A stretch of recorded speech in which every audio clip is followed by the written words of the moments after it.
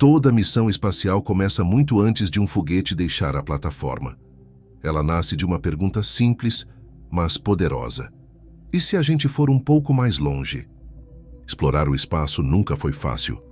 Cada missão exige décadas de planejamento, bilhões em investimento, milhares de pessoas trabalhando juntas e uma quantidade absurda de tecnologia funcionando perfeitamente, tudo ao mesmo tempo.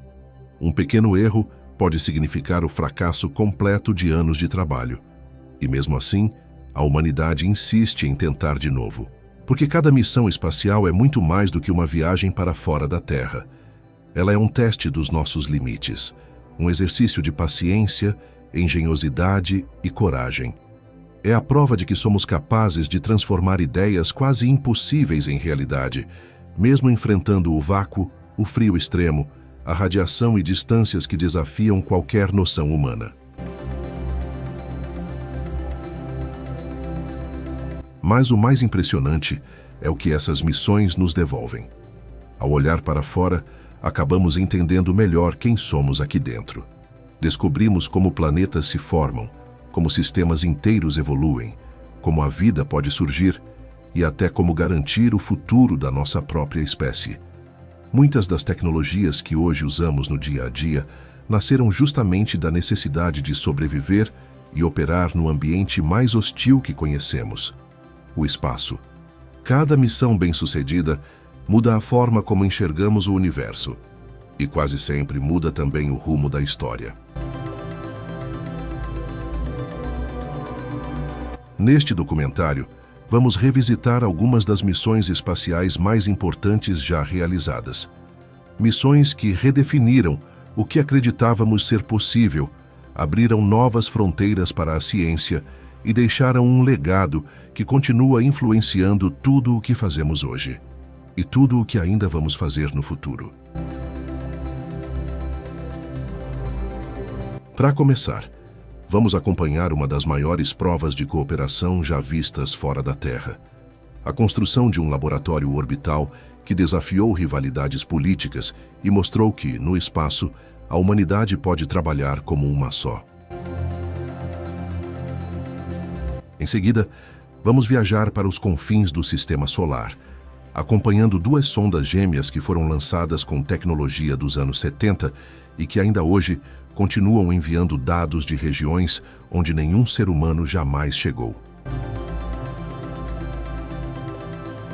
Depois vamos olhar para um planeta que sempre despertou nossa curiosidade, Marte.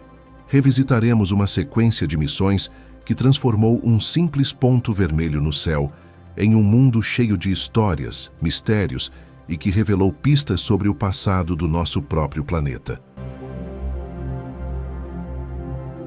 E por fim, revisitaremos as missões que levaram o ser humano a caminhar em outro mundo. O programa Apollo, uma jornada marcada por riscos extremos, improvisos históricos e descobertas que mudaram para sempre o que sabemos sobre a Lua e sobre nós mesmos. Meu nome é Pedro. Prepare-se para embarcar comigo de carona nessas missões espaciais que mudaram a história.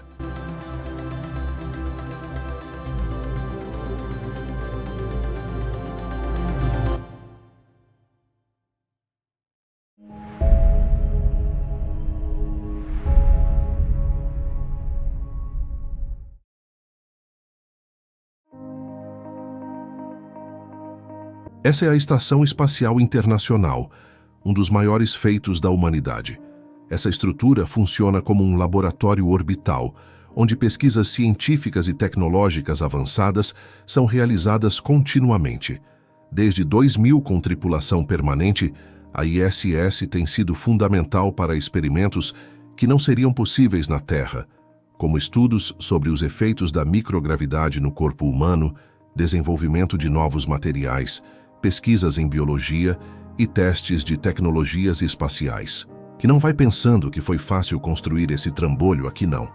O projeto da ISS passou por diversos desafios que envolvem a relação difícil entre países, como Estados Unidos e Rússia, que, como você sabe, nunca se deram muito bem, além de bilhões de dólares gastos e diversas mudanças no projeto. como essa aberração aqui. Mas tudo valeu a pena. Finalmente tínhamos um local para estabelecer a presença humana na órbita baixa da Terra. Mas como nada dura para sempre, infelizmente o sonho da Estação Espacial Internacional está chegando ao fim. Foi uma jornada longa, marcada por uma cooperação sem precedentes entre as maiores potências do mundo. Mas será que tudo isso realmente foi feito apenas em prol da exploração humana e da ciência? Ou tinha algo a mais nisso? O fato é que havia muito mais política em jogo do que a NASA gostaria de admitir. E as razões pelas quais a ISS se uniu da forma como aconteceu podem te surpreender.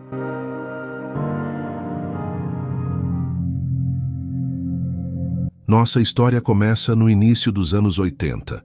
A única informação que você realmente precisa saber antes da gente entrar na história da ISS é que, na década anterior, a União Soviética vinha testando uma série de estações espaciais orbitais relativamente pequenas, enquanto os Estados Unidos lançaram uma estação espacial grande e relativamente avançada. Nenhuma das duas abordagens foi eficaz para estabelecer um posto avançado de longo prazo acima da Terra. Nos anos 80, um novo jogador entrou no servidor, a Europa. Os membros da Agência Espacial Europeia demonstraram uma habilidade inicial em construir e operar satélites de pesquisa. Eles até projetaram e construíram seu próprio foguete orbital. Ele era pequeno, mas até que bem eficiente, o Ariane 1, que foi lançado pela primeira vez em 1979. Nesse momento, a ESA também tinha em mente a criação de uma estação espacial orbital tripulada e planejava uma parceria com a NASA para fazer isso acontecer. Mas, infelizmente, nessa mesma época, a Agência Espacial Americana tinha acabado de despejar todo o seu financiamento disponível no projeto do ônibus espacial, que decolou pela primeira vez em 1981, então não sobrava quase nada para o desenvolvimento de uma estação conjunta. Mas as agências espaciais foram inteligentes. Agora os astronautas poderiam ir para a órbita em uma frota de naves espaciais reutilizáveis, ou pelo menos quase reutilizáveis, o que de qualquer forma ainda era ótimo, exceto por um grande inconveniente. Na época não havia muito o que fazer quando chegassem ao espaço. Mas os europeus tinham uma solução: o Space Lab. Esse era um laboratório reutilizável, desenvolvido pela ESA, que cabia no compartimento de carga do ônibus espacial. De certa forma, essa foi a primeira estação espacial internacional e agregou muito mais valor ao programa do ônibus espacial. Esse laboratório foi construído completamente por conta da Agência Espacial Europeia, mas como de graça nem injeção na testa, em troca eles queriam oportunidades em voos ao espaço para astronautas europeus. Agora, as pessoas poderiam voar para a órbita e realizar experimentos em um laboratório espacial. E o hardware europeu era versátil o suficiente para ser disposto em várias configurações dentro do compartimento da nave, o que atendia a diferentes objetivos e realizava uma ampla variedade de estudos em microgravidade. O Space Lab foi enviado em 22 missões do ônibus espacial, começando em 83 e indo até 98, quando a pesquisa orbital foi transferida para a ISS. O Space Lab foi uma cartada inteligentíssima das agências, mas mesmo sendo uma estrutura funcional com o passar do tempo, ela estava ficando limitada e com o programa do ônibus espacial finalmente funcionando, os Estados Unidos se uniram aos europeus no projeto de um posto avançado permanente na órbita baixa da Terra. Inclusive, esse foi um dos pontos principais no discurso do presidente Ronald Reagan em 1984. Reagan deu à NASA a tarefa de desenvolver uma estação espacial permanentemente tripulada, em cooperação com os países aliados, e que seria utilizada para pesquisa científica e industrial, além da fabricação de novos metais e medicamentos. O plano de Reagan era lançar a estação no ano de 1992. Este é o primeiro conceito de design, criado em 1984. A Power Tower, uma longa treliça vertical com painéis solares perto do topo e um agrupamento de módulos na parte inferior. Ao mesmo tempo, a ESA estava profundamente envolvida no planejamento de seu próprio projeto de estação espacial, com a Alemanha, Itália e França liderando. A França desenvolveria um novo veículo de lançamento de alta potência, o Ariane 5, que apoiaria uma espécie de ônibus espacial europeu, o Hermes, enquanto a Alemanha e a Itália se concentraram em um laboratório de pesquisa orbital, que também seria chamado de Columbus. Em 85, o Conselho de Ministros da ESA aprovou a participação europeia na Estação Espacial Americana. A contribuição europeia para essa empreitada consistiria em um módulo conectado permanentemente à estação principal, um laboratório, uma plataforma de pesquisa polar não tripulada e um satélite de transmissão de dados. Nesse ponto, as coisas estavam realmente tomando forma, e o otimismo estava nas alturas para a próxima geração da exploração espacial, até que algo inesquecível e triste aconteceu. 1986 foi um ano difícil para a NASA. Em 28 de janeiro, o ônibus espacial Challenger explodiu no ar, matando 7 pessoas a bordo, uma das maiores tragédias espaciais até hoje, e isso, consequentemente, desmotivou o programa espacial americano, o que causou um grande retrocesso no desenvolvimento da estação espacial. E para ferir ainda mais o ego dos Estados Unidos, no mesmo ano, eles foram obrigados a assistir à União Soviética realizar um feito incrível, lançar com sucesso a sua própria estação espacial, a Mir. Essa foi a primeira estação espacial modular de todos os tempos, e como aconteceu algumas vezes na corrida espacial, os soviéticos venceram os americanos de novo. A estação soviética era incrível, e até hoje é considerada como a maior percussora da ISS. Isso porque ela recebeu tripulações de diversos países e deu a experiência e capacidade necessárias para a construção da Estação Espacial Internacional. Mas vamos falar disso já já. Ainda nessa época, o pensamento dos americanos era um só: como poderiam dar a volta por cima? O tempo foi passando e mesmo com a frota de ônibus espaciais parada, a NASA continuava no desenvolvimento da Estação Espacial Internacional, embora ainda não tivesse esse nome. Mas acredito que já poderia ser chamada assim porque, nesse ponto, Europa, Canadá e Japão já haviam garantido suas participações. Este era o conceito da Estação Espacial em 1987. Uma construção horizontal, com um agrupamento de módulos no centro e com painéis solares nas pontas. A data de lançamento, programada para 92, agora mudou para 94. Haveria 2 módulos americanos, um para servir como habitat da tripulação e outro como um laboratório dedicado, além do módulo Columbus da ESA, um módulo de pesquisa japonês e um sistema de braços robóticos dos canadenses. Projeto montado agora só faltava o nome, que veio em 1988, Freedom, que em português significa liberdade. Enfim, na época, tudo indicava que teríamos 2 estações espaciais, a dos soviéticos com a Mir e das superpotências ocidentais. Mas como sabemos, a liberdade sempre vem com um preço, e neste caso era em torno de 15 bilhões de dólares. Isso não agradou muito o Congresso dos Estados Unidos, e assim começou uma guerra entre a NASA e o governo americano, com o custo e o cronograma da estação Freedom se tornando um campo de batalha sangrento. As coisas não estavam indo bem para a estação americana. Após 3 anos de idas e vindas entre a NASA e o Congresso, múltiplos cortes de orçamento, mudanças de cronograma e mudanças no design, parecia que ela nunca sairia do papel, até que algo histórico aconteceu em 1991, algo que daria uma grande e nova oportunidade para a exploração espacial.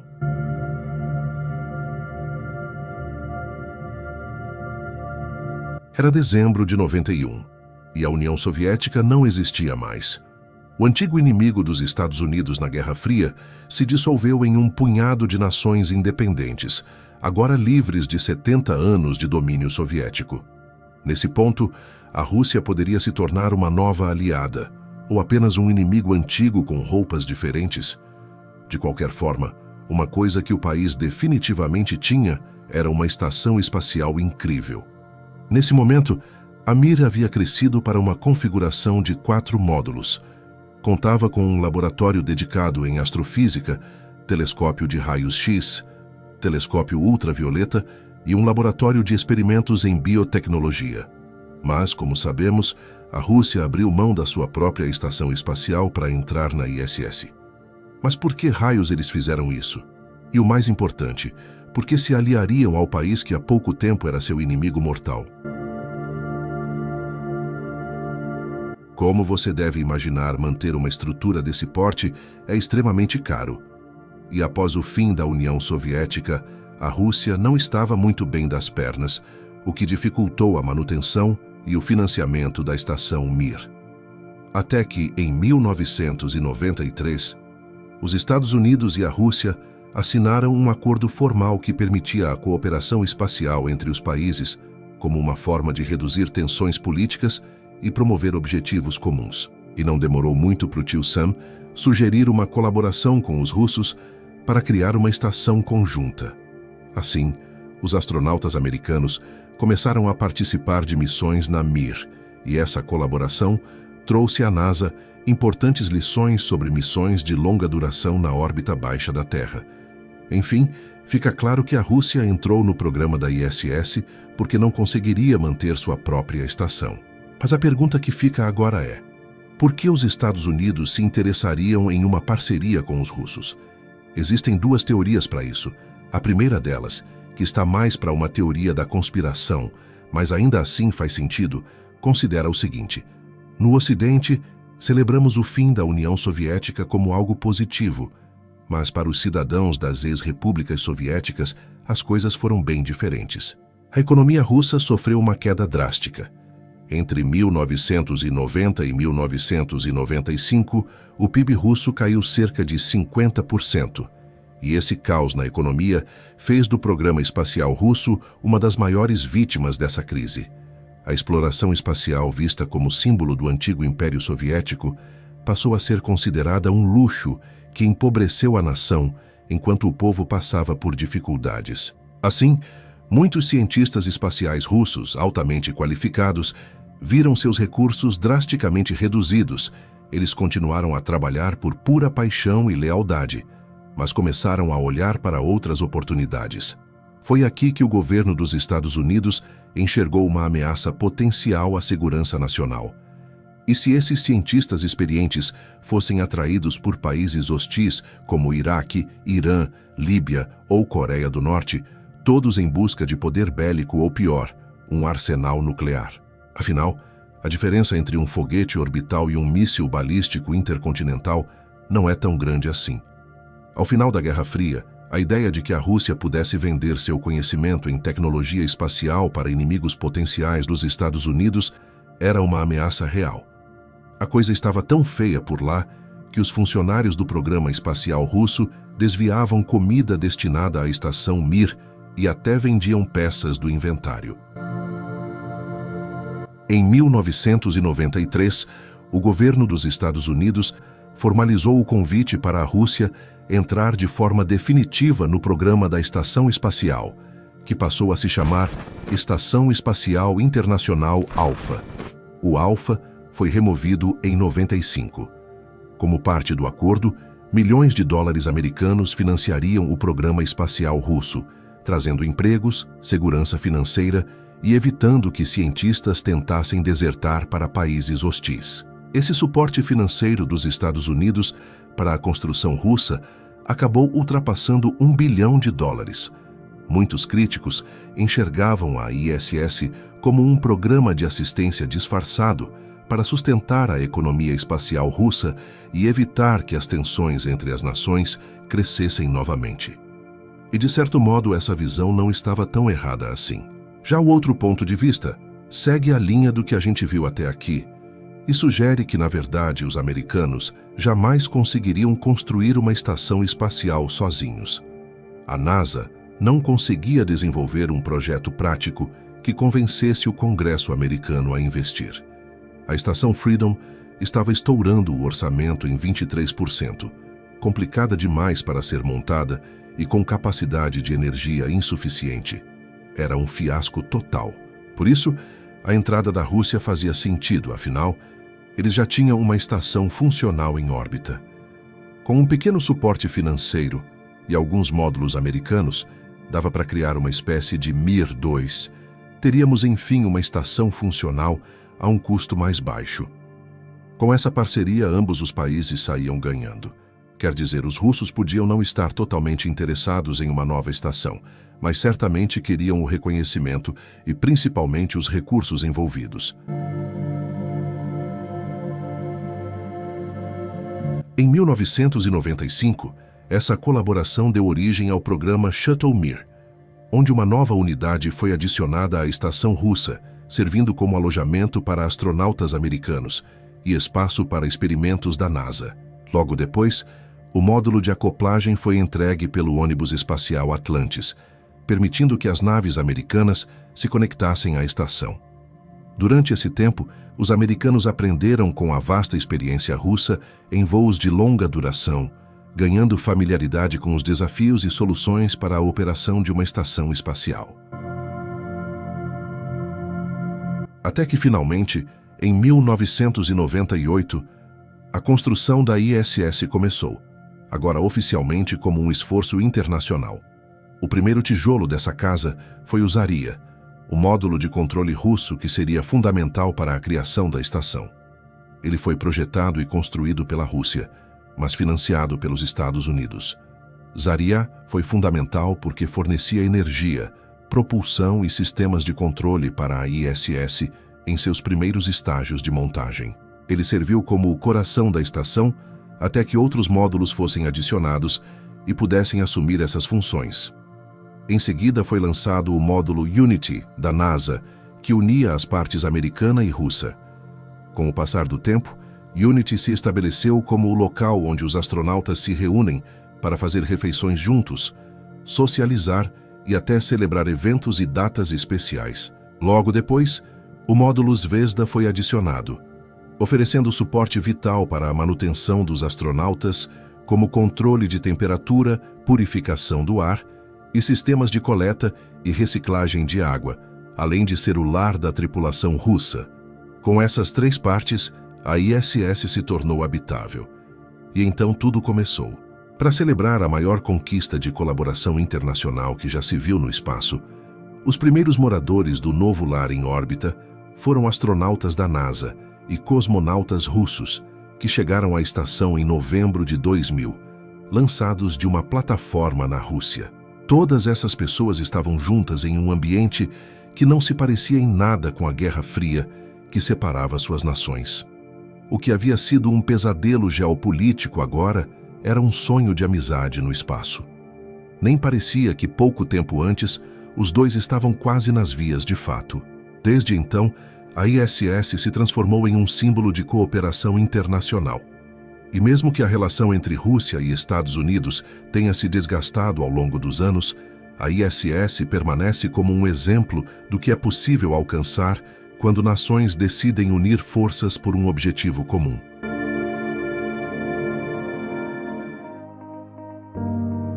Atualmente, o plano é que a ISS continue em operação até pelo menos 2030.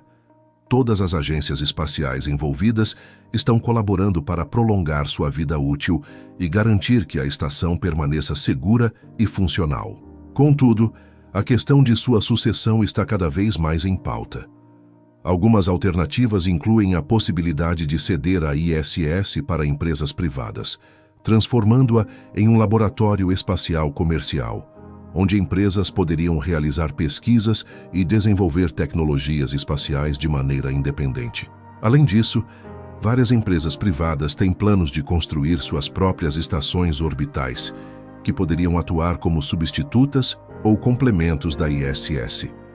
Há também a possibilidade de que, após sua aposentadoria, a ISS seja desorbitada de maneira controlada, ou seja, jogada no oceano, encerrando um capítulo importante na exploração espacial humana. Enquanto isso, os dados e a experiência adquiridos na Estação Espacial Internacional continuam a ser cruciais para futuras missões de exploração espacial. A estação serve como um laboratório de testes para as tecnologias necessárias para missões de longa duração, como as planejadas para a Lua e Marte. Portanto, mesmo com a aposentadoria da ISS, seu legado deverá influenciar profundamente os futuros esforços de exploração espacial.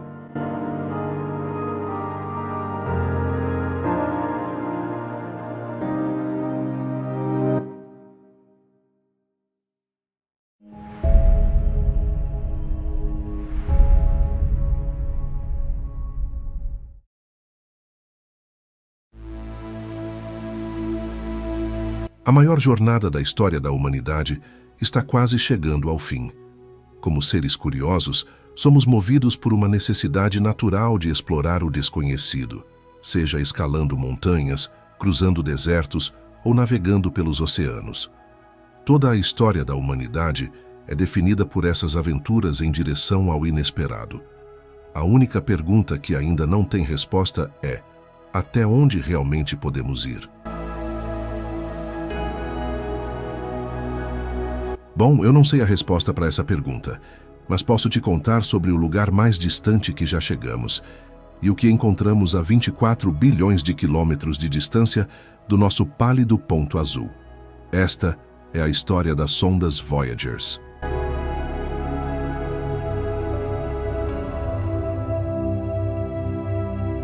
Recentemente, os engenheiros da NASA enviaram um sinal para o espaço interestelar, para além da influência do nosso Sol, 4 vezes mais longe do que a distância até Plutão.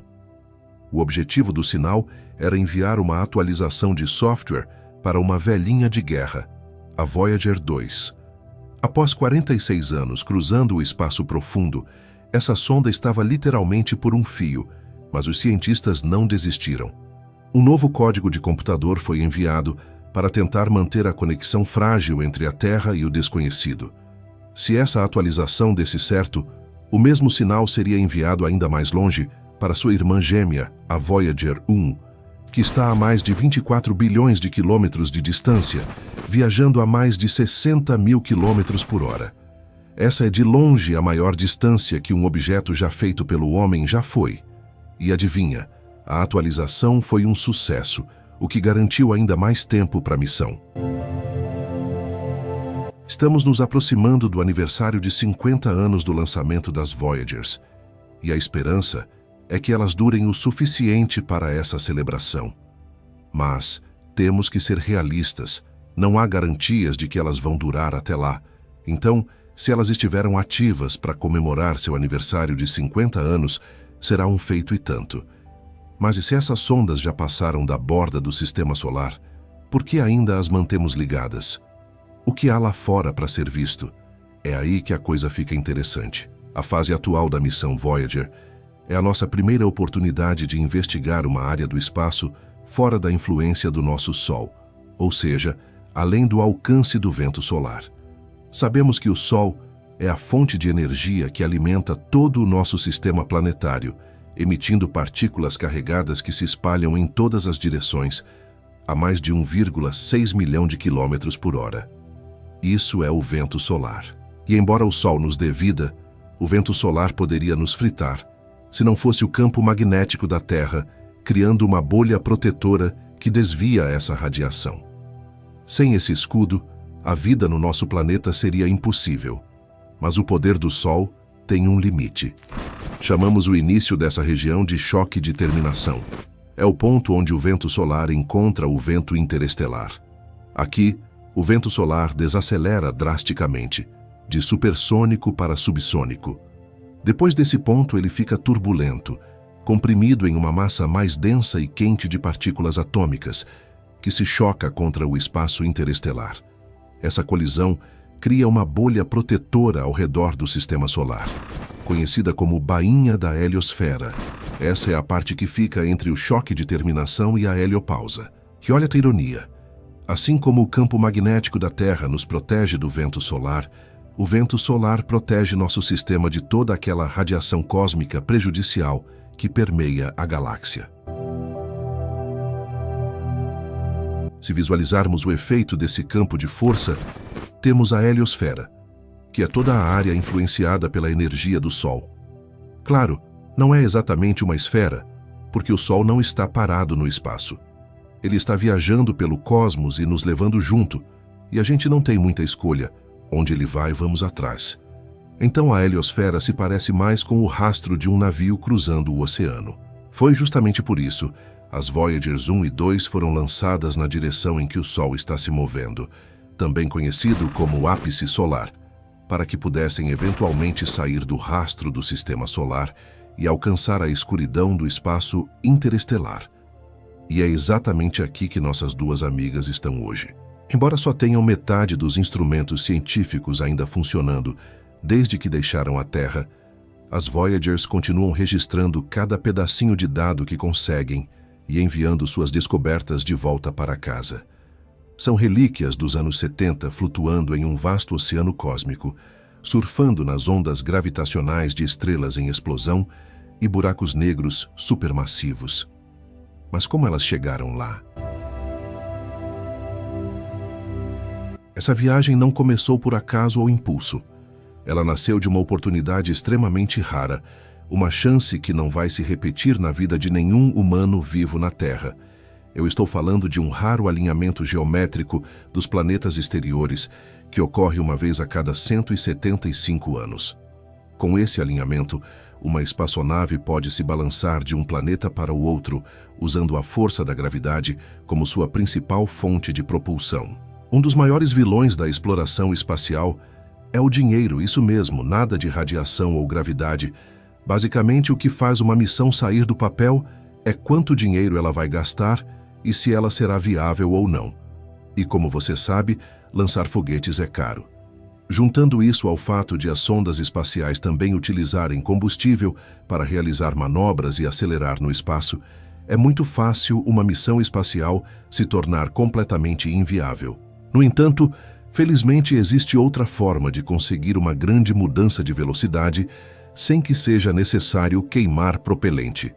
Podemos usar a famosa assistência gravitacional. Em termos simples, ao fazer uma passagem próxima de um corpo grande, como um planeta, por exemplo, você pode transferir um pouco do momento orbital do objeto para a espaçonave. Imagine que você está andando de skate pela rua e decide pegar uma rabeira, se agarrando a um caminhão que passa. Isso vai transferir energia cinética do caminhão para o skate. O mesmo se aplica na assistência gravitacional, mas ao invés de precisar agarrar fisicamente o planeta, aproveitamos a força gravitacional para servir como um estilingue para ganhar impulso. Em um vídeo recente, falamos sobre a sonda Bepi-Colombo e a dificuldade de chegar até Mercúrio. Ela é um exemplo perfeito de como a utilização de assistência gravitacional é importante e pode levar uma espaçonave até destinos difíceis gastando pouco propelente. É por isso que no caso das Voyagers, o alinhamento planetário foi essencial. Esse evento celestial único permitiu que a sonda Voyager utilizasse a assistência gravitacional dos gigantes gasosos e acelerasse cada vez mais para fora do nosso sistema, usando o mínimo possível de combustível. As Voyagers basicamente usaram propelente apenas para pequenas mudanças de curso e de orientação, e não sua velocidade. Infelizmente, a janela para um voo dessa magnitude se abriu no meio dos anos 70 e não ia permanecer aberta por muito tempo. Não era uma boa época para voos espaciais tripulados. A NASA já tinha zerado a Lua com as missões Apollo, o programa do ônibus espacial estava lutando para decolar, e a economia dos Estados Unidos enfrentava uma crise severa. Portanto, o fato de as Voyagers terem acontecido é basicamente um pequeno milagre. A NASA fez o melhor com o que tinha à disposição, claro, criando componentes modernos e inovadores para a época, projetados para durar muito mais tempo e operar em ambientes desconhecidos e extremos, mas como o orçamento era baixo, também reaproveitaram hardwares antigos das missões Mariner e Apollo.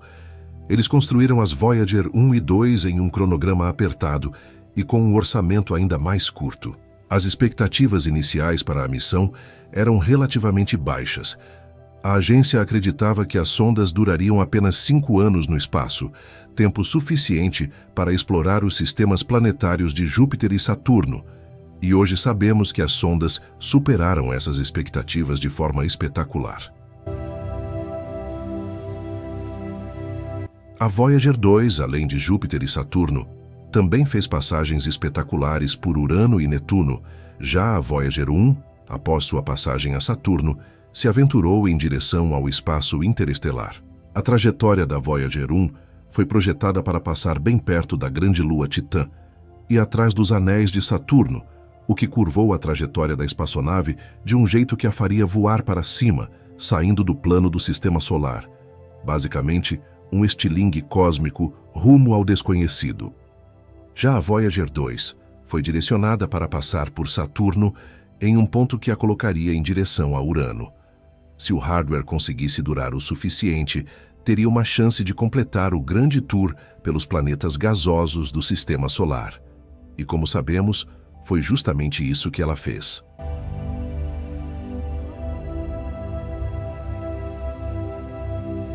As Voyagers 1 e 2 são espaçonaves idênticas, e cada uma está equipada com instrumentos para realizar 10 experimentos diferentes. Esses instrumentos variam de câmeras de televisão a sensores infravermelhos e ultravioleta, magnetômetros, detectores de plasma, até sensores de raios cósmicos e partículas carregadas. Até mesmo o rádio da espaçonave é utilizado para realizar experimentos. E como você deve imaginar, para manter tudo isso, as sondas tinham que possuir um sistema robusto de energia. Painéis solares, talvez? Até poderia ser, se não fosse o fato de que a ideia aqui era justamente se afastar do Sol. Por isso, os painéis solares não gerariam energia o suficiente. Então, todos esses equipamentos deveriam ser alimentados por outra fonte. É aí que entra os geradores termoelétricos de radioisótopos. Esses dispositivos, que já foram usados em outras missões espaciais, antes e depois da Voyager, convertem o calor gerado pela desintegração radioativa natural do plutônio em eletricidade, o que alimenta os instrumentos da sonda, computadores, rádio e outros sistemas. Após a sonda enviar os dados coletados, eles são recebidos pela rede de espaço profundo, um sistema global de antenas localizadas nos Estados Unidos, na Espanha e na Austrália. Como vimos, ambas as sondas foram lançadas em 1977. Primeiro a Voyager 2 e, em seguida, a Voyager 1. Tudo o que a NASA podia fazer era torcer para que desse tudo certo, e como vimos, deu tudo certo. Ambas as sondas superaram as melhores expectativas. Não apenas nos deram uma visão de tirar o fôlego sobre a natureza de Júpiter e Saturno, mas graças às atualizações de software ao longo do tempo, que concederam novas capacidades às sondas, a missão foi estendida ainda mais em direção aos planetas exteriores. As informações coletadas pelas Voyagers 1 e 2, essencialmente, reescreveram o livro da ciência planetária. Observamos Júpiter por meio de telescópios durante centenas de anos, mas foi só ao vê-lo de perto que começamos a entender a natureza fundamental desse gigante gasoso. Foi assim que descobrimos que a Grande Mancha Vermelha é realmente uma tempestade impressionante. Vimos vulcões em erupção na Lua Io e encontramos evidências de água sob a crosta de Europa. Passamos pelos anéis de Saturno e etc. Basicamente, tudo o que era ensinado nas escolas sobre o sistema solar exterior veio diretamente das Voyagers. Portanto, essas sondas tiveram um significado cultural enorme para nós aqui na Terra, mas elas também podem ter implicações grandiosas para a cultura humana fora da Terra. Você muito provavelmente sabe que cada sonda Voyager carrega um disco de cobre folheado a ouro de 30 centímetros de diâmetro, que contém um legado da raça humana e que pode muito bem durar mais do que o próprio planeta Terra. Esses discos são como cápsulas interestelares do tempo, carregando informações sobre a Terra, nossa cultura e quem somos. Mas esses não são apenas discos no sentido tradicional. Eles são verdadeiras obras de arte científicas. Cada um contém uma coleção cuidadosamente selecionada de sons e imagens que tentam representar a diversidade da vida e da cultura humana, para qualquer civilização alienígena que possa encontrá-los. Entre os sons, você encontra desde o bater de ondas do mar até o som de um beijo, além do canto de baleias e saudações em 55 idiomas diferentes, incluindo uma mensagem em português. Há também músicas de estilos completamente diferentes, desde Beethoven e Mozart até rock and roll. As imagens adicionadas aqui incluem cenas da vida cotidiana, paisagens naturais, animais, plantas. Há também um mapa de pulsares gravado no disco para mostrar de onde a sonda veio. Esses discos foram projetados para durar bilhões de anos, na esperança de que, um dia, alguma forma de vida avançada os encontrem e decifrem sua mensagem.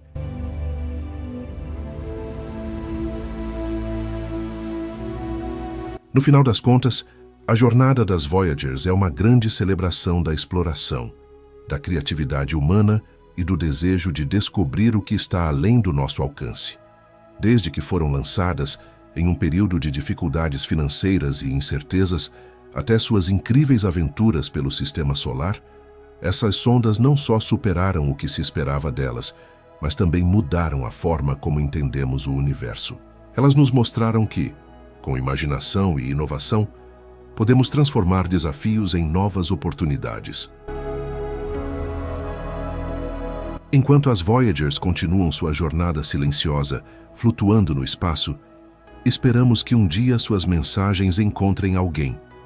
Imaginar como seres de outros planetas reagiriam ao nosso legado nos faz pensar sobre o que realmente importa na vida. Afinal, ao tentarmos entender o universo, também aprendemos sobre nós mesmos. As Voyagers nos lembram que a curiosidade e a exploração são o que nos faz evoluir como espécie. E não importa se a humanidade vai acabar amanhã ou daqui a bilhões de anos, nossas vozes podem ressoar pelo espaço e pelo tempo para sempre.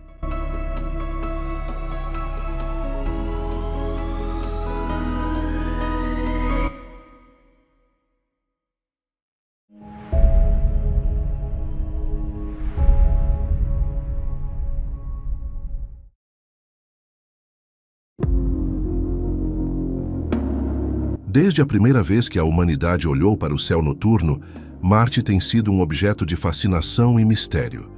Mas agora, graças ao avanço tecnológico, podemos finalmente desvendar os segredos do planeta vermelho.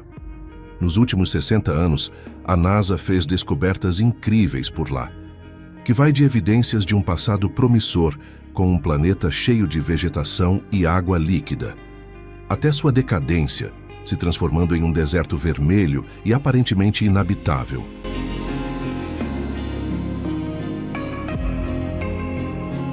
Nossa história começa em 1964 com o lançamento da Mariner 4, a primeira sonda a conseguir se aproximar de Marte. Essa foi uma missão de sobrevoo e chegou a Marte em 14 de julho de 1965, marcando um momento histórico para a humanidade. Equipado com um telescópio, a sonda tirou um total de 22 imagens do planeta. Essas foram as primeiras imagens já capturadas do espaço profundo. Mariner 4 também fez medições da atmosfera de Marte, que acabou se mostrando muito mais fina do que o esperado. Além disso, não detectou o campo magnético, cinturões de radiação ou água na superfície. Essas descobertas, na época, frustraram as esperanças de descobrir vida no planeta. A NASA voltou a Marte com a Mariner 6 e 7. Lançadas em fevereiro e março de 1969, ambas foram missões de sobrevoo. As duas, bem-sucedidas. As sondas descobriram que a atmosfera de Marte é composta principalmente de dióxido de carbono. Elas também foram capazes de transmitir 201 imagens de volta à Terra, cobrindo cerca de 20% da superfície marciana. As sondas detectaram vestígios de água na superfície de Marte, proporcionando alguma esperança de encontrar vida no planeta. Em maio de 1971, a NASA lançava os orbitadores Mariner 8 e 9. Mariner 8 falhou, mas Mariner 9 foi muito bem sucedido. Quando a sonda chegou, encontrou a superfície completamente coberta por uma tempestade de poeira que atingia todo o planeta. e os cientistas tiveram que atrasar as imagens por meses até que as coisas se acalmassem por lá. Mariner 9 conseguiu transmitir mais de 7.000 imagens, cobrindo 85% da superfície do planeta. As imagens revelaram vastos sistemas de cânions no leito de rios, com mais de 4.000 quilômetros de extensão, junto com enormes vulcões extintos, incluindo o Monte Olimpo, o maior vulcão do Sistema Solar.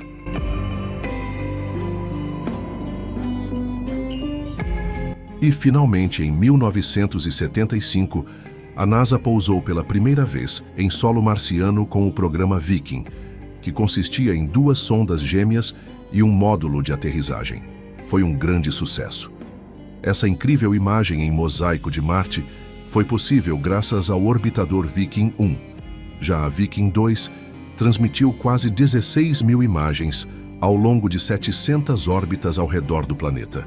Além dos orbitadores, o módulo de aterrissagem também teve sucesso no pouso, o que possibilitou essa incrível imagem, a primeira imagem panorâmica tirada da superfície de Marte.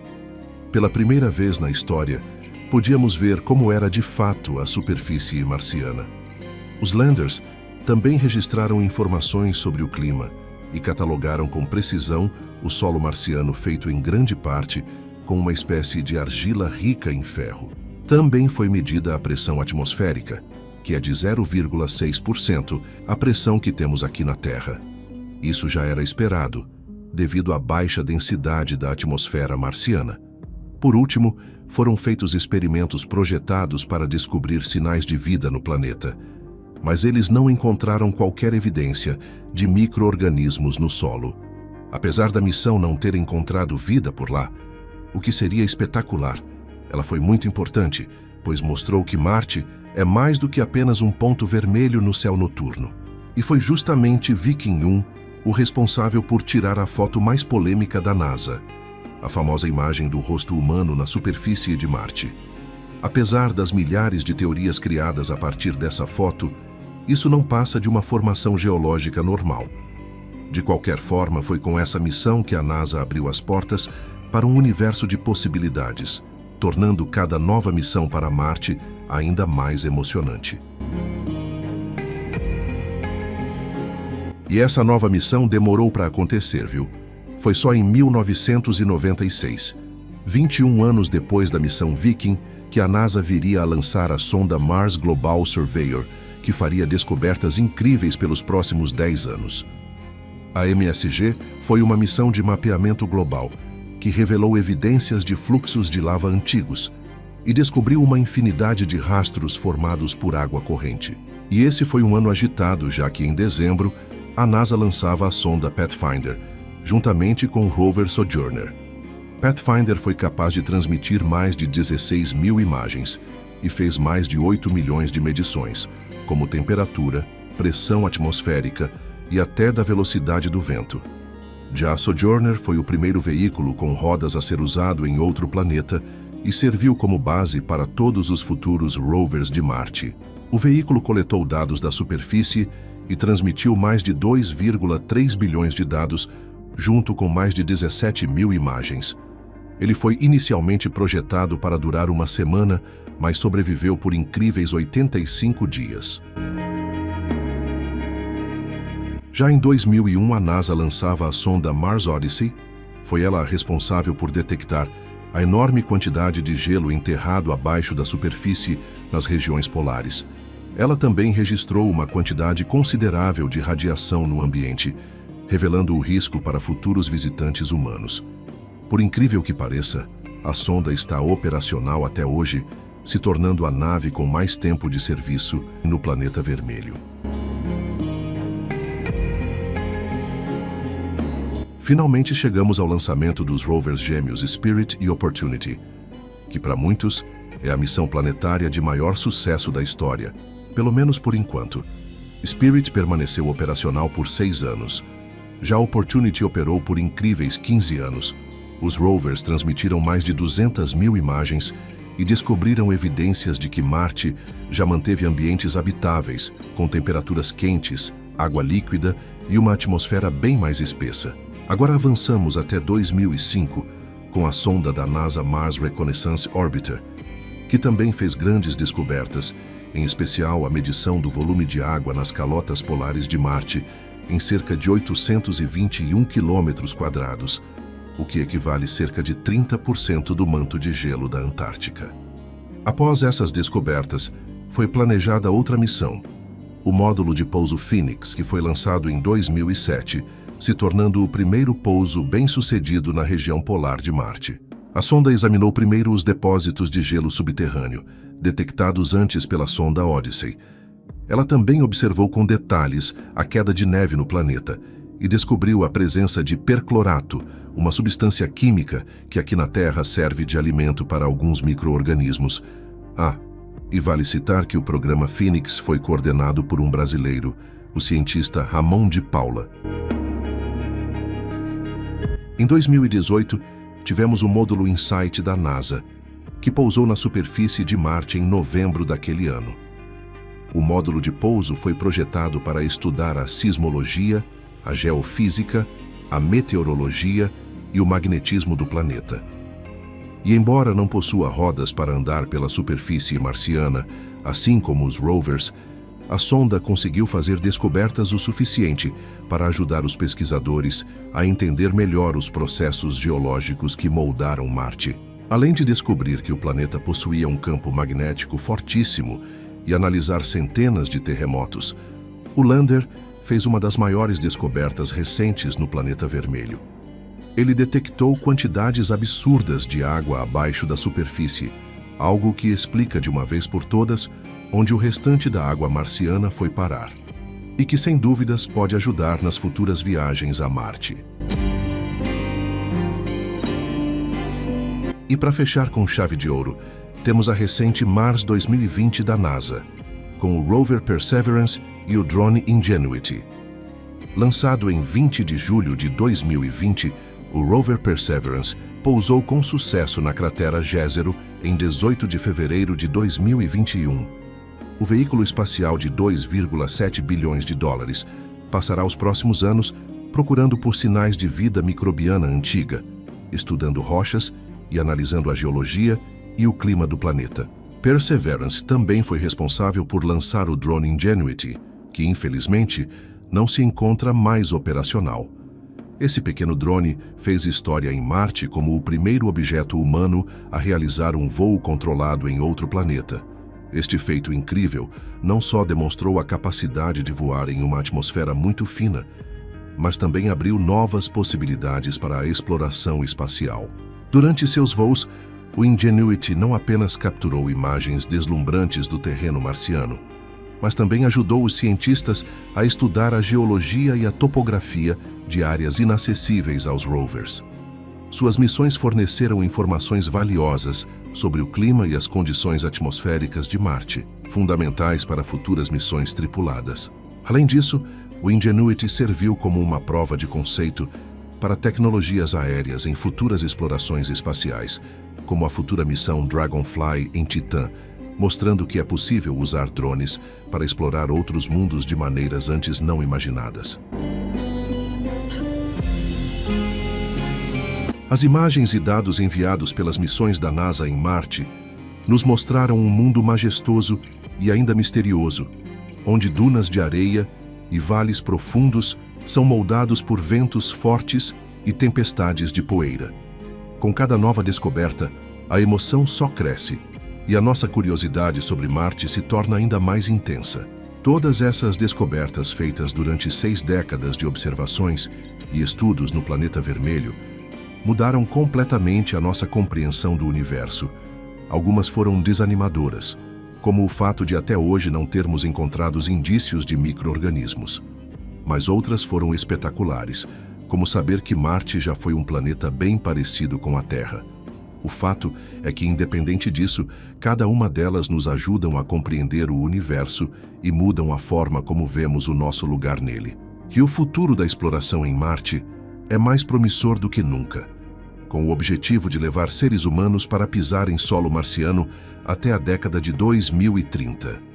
Esse será o maior desafio da exploração espacial, com um grau de dificuldade e complexidade nunca antes enfrentado. mas se der certo, irá expandir nossa compreensão sobre a exploração do espaço e trazer inúmeras descobertas, tanto em relação à ciência quanto à tecnologia. A NASA já está trabalhando em sistemas para permitir viagens de longa duração, habitats em Marte e tecnologias para suporte à vida.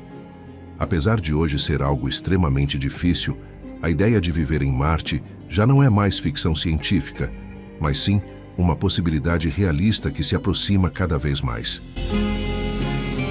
A exploração espacial é um campo em constante evolução, e a possibilidade de um futuro em Marte é emocionante e inspiradora.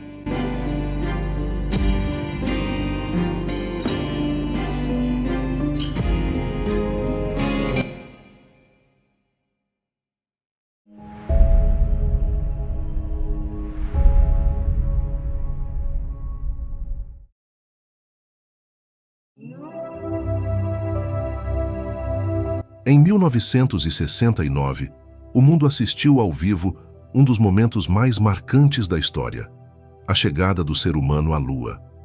Mas o que veio depois desse pequeno passo de Neil Armstrong é uma parte menos conhecida e ainda mais impressionante da corrida espacial.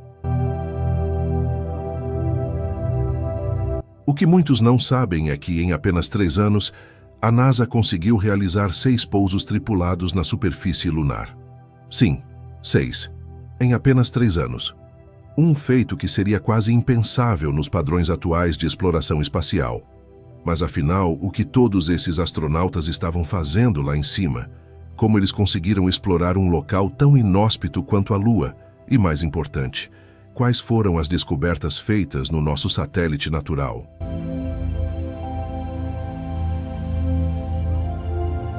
A missão Apollo 12, a segunda com tripulação a pousar na Lua, aconteceu apenas alguns meses após a Apollo 11. Em novembro de 1969, Charles Pitt Conrad, Richard Gordon e Alan Bean embarcaram no foguete Saturn V para o que seria o retorno triunfante da humanidade ao solo lunar. Mas o caminho até lá não seria nada tranquilo. Havia grandes expectativas para a Apollo 12. A missão carregava uma câmera de TV colorida de última geração, uma enorme melhoria em relação às imagens em preto e branco transmitidas pela Apollo 11. Além disso, esse voo seria uma demonstração técnica essencial para a NASA. Isso porque, apesar do sucesso da primeira aterrissagem, o módulo lunar da Apollo 11 havia desviado da rota durante a descida, fazendo Neil Armstrong e Buzz Aldrin pousarem a vários quilômetros longe do alvo original, basicamente em um local aleatório. Era hora de provar que a NASA conseguia pousar com precisão. Isso era fundamental para atingir objetivos científicos mais ambiciosos. O alvo escolhido foi os arredores da espaçonave Surveyor 3, uma sonda robótica que havia pousado na Lua em 1967. Ou seja, basicamente a missão da Apollo 12 era simples no papel: visitar a Surveyor. Mas os problemas começaram antes mesmo de saírem da Terra. O próprio lançamento aconteceu no meio de uma tempestade, nada ideal para um voo espacial. Mesmo assim, a pressão era grande. O presidente Nixon e sua esposa estavam na plateia assistindo da Flórida, e adiar o lançamento significaria esperar meses pela próxima chance. Então, o Saturn V decolou, desaparecendo nas nuvens. E apenas 36 segundos após a decolagem, o foguete foi atingido por um raio, a cerca de 1.800 metros de altitude. O impacto desestabilizou completamente os sistemas elétricos da nave. As luzes de alerta se acenderam no painel e o contato com a base foi perdido. 16 segundos depois, um segundo raio atingiu o foguete, agora a mais de 4.200 metros. A Apollo 12 havia perdido energia e os sistemas de navegação, deixando a tripulação e o controle em solo temporariamente sem informações críticas. Foi aí que um controlador de voo em solo, que havia vivenciado um problema similar em um simulador, teve uma ideia salvadora. Ele disse ao comandante, adaptando para o português: "Tente o SCE para o auxiliar." Uma frase que hoje é lendária entre os entusiastas do programa Apollo. Esse simples comando redirecionou os sistemas elétricos para o modo auxiliar, restaurando a energia e permitindo que a missão continuasse. Desde então, a NASA nunca mais lançou um foguete durante uma tempestade. Depois desse susto, a Apollo 12 conseguiu realizar um pouso praticamente perfeito, a apenas 180 metros da Surveyor 3. Milhões de pessoas assistiam da Terra à primeira transmissão colorida ao vivo da Lua. Mas o espetáculo durou pouco. Durante a caminhada lunar, Alan Bean acidentalmente apontou a câmera diretamente para o Sol. Sem atmosfera para filtrar a luz solar intensa, os tubos de vácuo sensíveis da câmera foram destruídos instantaneamente. E assim, a transmissão chegou ao fim. Mas a missão ainda estava longe de terminar. Os astronautas cumpriram o objetivo de visitar a Surveyor 3. Retiraram alguns componentes e os trouxeram de volta para a Terra, os primeiros objetos feitos pelo homem a retornar de uma longa permanência no espaço. Eles também instalaram um importante conjunto de equipamentos científicos na superfície lunar. Um conjunto de instrumentos geofísicos projetados para monitorar o ambiente lunar, mesmo após a partida dos astronautas. Entre esses instrumentos estava o experimento sísmico lunar, um sismômetro para medir tremores de terra na Lua. Para testá-lo, a NASA decidiu provocar um desses abalos lunares artificialmente, e esse teste foi intenso. Depois que os astronautas deixaram a Lua e se encontraram novamente com o módulo de comando em órbita, o módulo lunar foi propositalmente lançado de volta contra a superfície, gerando um tremor lunar que pôde ser registrado pelos instrumentos deixados para trás. O experimento sísmico lunar da Apollo 12 foi projetado para medir vibrações na superfície da Lua, e os resultados surpreenderam os cientistas. Após o impacto intencional do módulo lunar contra o solo, os sensores registraram reverberações que duraram quase 1 hora. Isso levou alguns a dizerem que a Lua soou como um sino, um indicativo de que o interior do satélite era muito mais peculiar do que se imaginava até então. De qualquer forma, apesar das dificuldades no lançamento da Apollo 12, a missão foi muito bem sucedida, diferente da próxima missão, que trouxe desafios bem mais graves.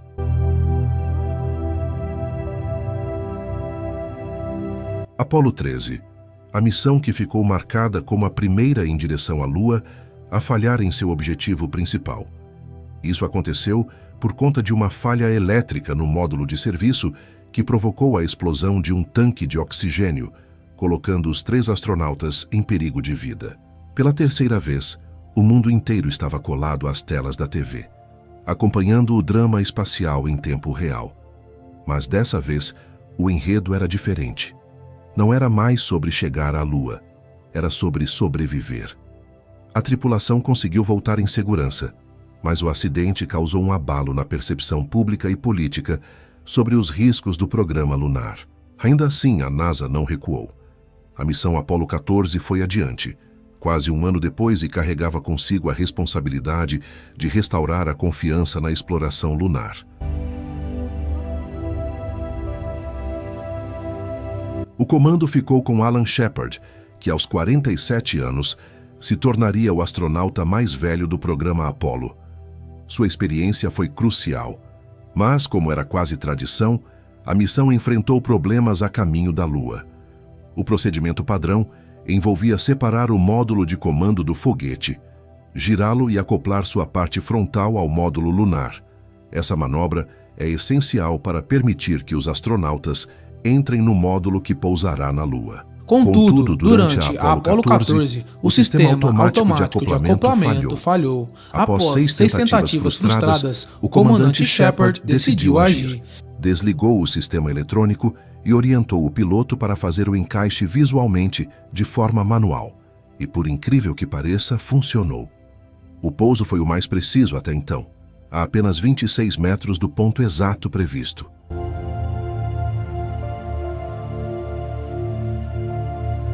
Alan Shepard pode não ter sido o primeiro a pisar na Lua, mas foi o primeiro a jogar golfe por lá.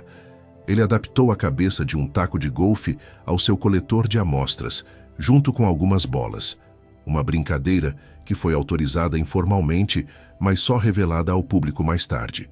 De frente para a câmera de TV, ele preparou a tacada, limitado pela rigidez do traje espacial, claro, e acertou a segunda bola, que voou pelo solo lunar. Aquele momento bem-humorado foi um alívio necessário para a NASA após o susto da missão anterior. A Apollo 14 foi um sucesso e pavimentou o caminho para a missão seguinte, que traria uma nova era na exploração lunar.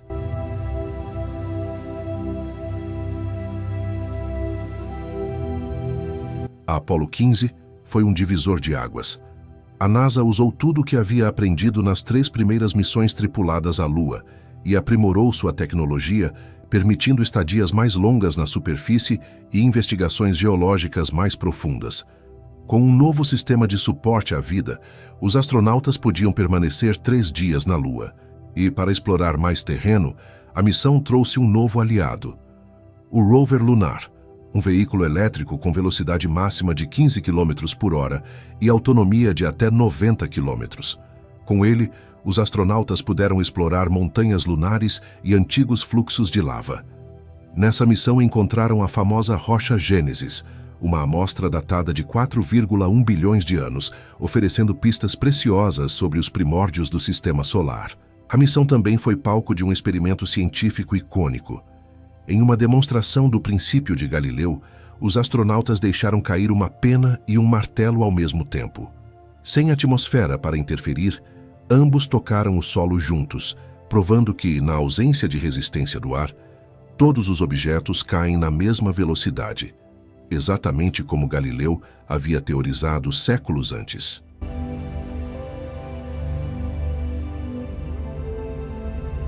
Dez meses depois, em abril de 1972, a Apollo 16 chegou à Lua. A bordo, o já testado rover lunar e um novo objetivo: explorar as terras altas lunares, regiões antes consideradas formadas por intensa atividade vulcânica. Entre os tripulantes estava Charles Duke, que havia participado da Apollo 11 como comunicador de cápsula, também conhecido como Capcom, mas que agora teria sua chance de caminhar na Lua como piloto do módulo lunar. No entanto, as descobertas da missão mudaram o que se pensava. As formações nas terras altas não eram resultado de vulcanismo, mas sim de grandes impactos de asteroides, que haviam erguido a crosta lunar com uma força colossal. A Apollo 16 representou um marco importante na compreensão da Lua e de sua formação. Uma das descobertas mais curiosas relatadas pela tripulação foi sobre a poeira lunar. Segundo os astronautas, o regolito, o solo empoeirado e fino da superfície, tinha uma textura oleosa ao toque e um cheiro que lembrava pólvora queimada. Essa observação intrigou os cientistas e abriu espaço para novas questões sobre a composição química da Lua e os efeitos da exposição ao vácuo espacial.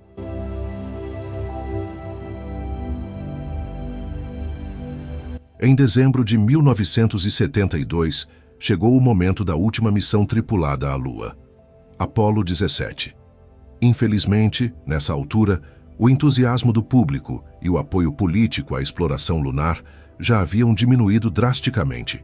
Ainda assim, a NASA decidiu encerrar o programa Apollo com a missão mais ambiciosa de todas, até hoje considerada uma das mais avançadas expedições científicas e tecnológicas já realizadas por seres humanos.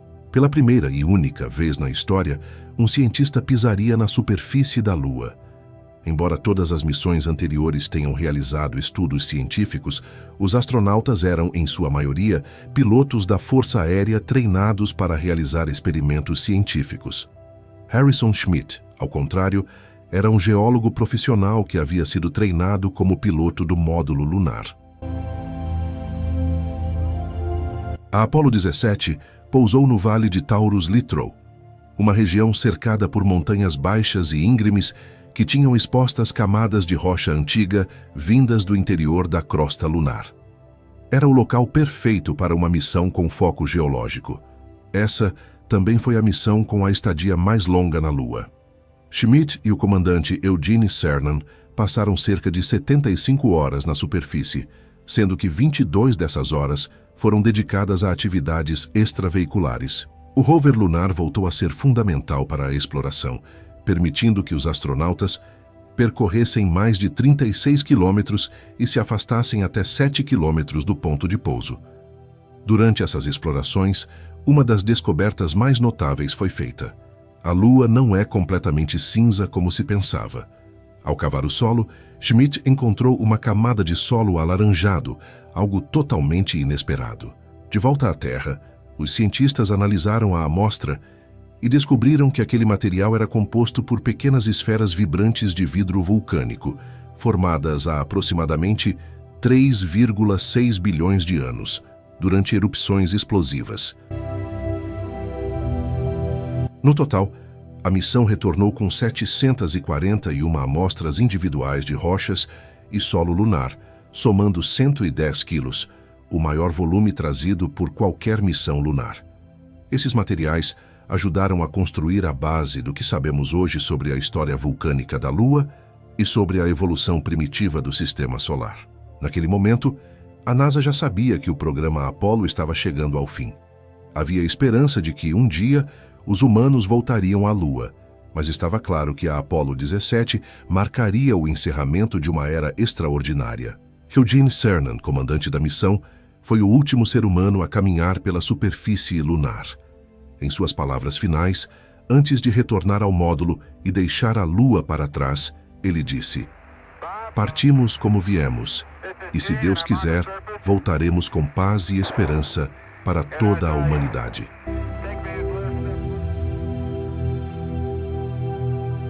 O programa Apollo foi mais do que uma série de missões à Lua. Foi um testemunho do que a humanidade é capaz de realizar quando une coragem, conhecimento, visão e, claro, muito interesse político. Em poucos anos, fomos de um pouso extremamente ousado e histórico à criação de um laboratório científico completo em outro mundo. Cada missão trouxe não só dados e amostras, mas também histórias de criatividade diante do perigo, de improviso técnico diante do imprevisível e, acima de tudo, de esperança. A Apollo 17 encerrou uma era, mas deixou aberta uma porta, a de que um dia, com novas tecnologias e vontade renovada, voltaremos. E estamos cada vez mais próximos de uma nova viagem tripulada até a Lua. Não apenas para repetir o feito das missões Apollo, mas para ficar. Porque se conseguimos chegar até lá com os recursos limitados dos anos 60 e 70, imagine o que podemos fazer agora. A Lua será só o começo.